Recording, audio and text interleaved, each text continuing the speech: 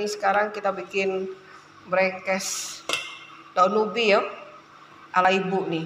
Nah ini daun ubinya sudah siap ya. Oh, diaduk pakai tangan sama ibu ya. Ini daun pisang sudah siap. Nah banyak hari ini nak bikin brengkes ikan kembung daun ubi ya. Ini. Nah tuh. Nah ya.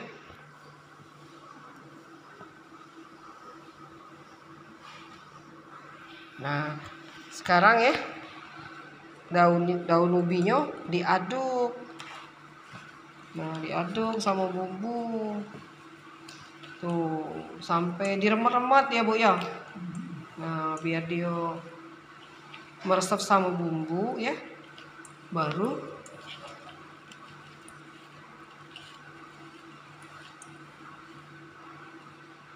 nah di sini ditaruh ke di sini nih, di bawahnya dulu sebagian ya.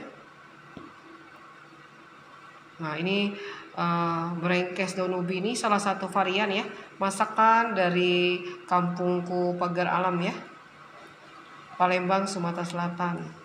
Nah ini tuh. Oke, yang dimakan ya daun ubinya nih yang lemak ya bu ya, sudah meresap sama bumbunya. Mantap nian. Tuh. Nah nih ya. Nah ditutup dulu sama ibu ya, kayak ini ya, tutup ya. Nah bungkus dirapatkan dengan daun pisang.